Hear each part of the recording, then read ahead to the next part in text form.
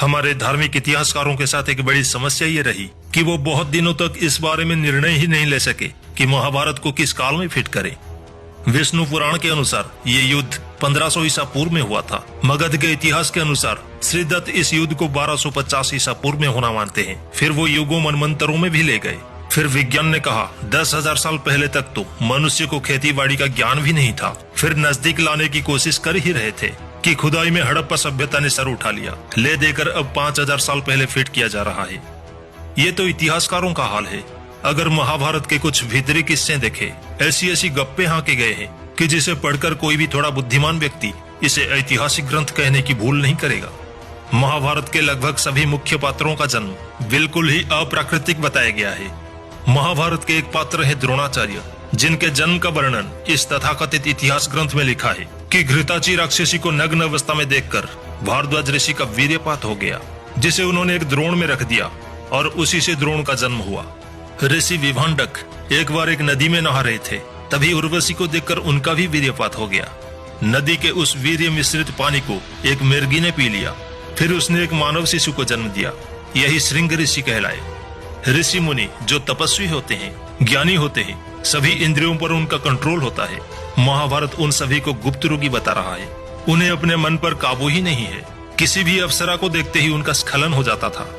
भीष्म जो गंगा पुत्र बताए जाते हैं, गंगा एक नदी है और बच्चे पैदा करती है। दुर्योधन और उसके 99 भाई घड़े से पैदा होते हैं। जल रहे आग में से धृष्टद्युम्न और द्रौपदी पैदा होते हैं। ऐसे ही ना जाने कितने अप्राकृतिक बातें महाभारत में लिखी है। असल में जो पृथ्वी से 13 लाख गुना बड़ा सूर्य धरती पर आकर किसी महिला को प्रेग्नेंट कर सकता है और उसे कर्ण नामक योद्धा जन्म ले सकता है, तो कितना भी फेंको, लिमिट तो पार हो ही चुकी है। जब इतिहास लिखा जाता है तो इतिहास में दिव्य शक्तियों की कोई जगह नहीं होती। अलौकिक पारलौकिक किस्से सिर्फ कहानियों के हिस्से होते हैं। इतिहास अपने निशान छोड़ते हैं। बड़े बड़े राजाओं की इतनी लंबी चौड़ी वंशावली, बड़े बड़े महल और हवेलियां छोड़ते हैं।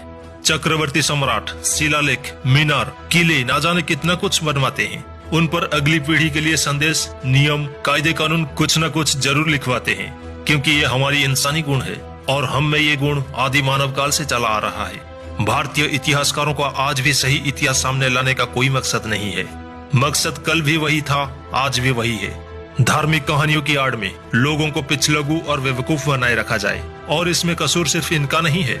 हमारी जरूरत से ज्यादा अनास्था ने ही कुछ लोगों को मौका दिया है कि वे अपनी स्वार्थपूर्ण कहानियों को हमारे इतिहास बताकर हमें उसी खोखले गौरवपूर्ण अतीत में उलझा कर रखे, ताकि उनकी कपटपूर्ण चालों से भोली भाली भारत की जनता कभी आजाद ना हो सके और वास्तव में वो अपने इतिहास रचने की ओर ना बढ़ जाए।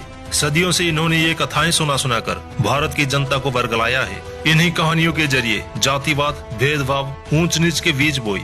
अब उन्हें ये भी डर सता रहा है कि उनकी पोल खुल गई तो उन्हीं अलौकिक कहानियों पर खड़े उनके श्रेष्ठता के महल भर भरा कर गिर न जाए।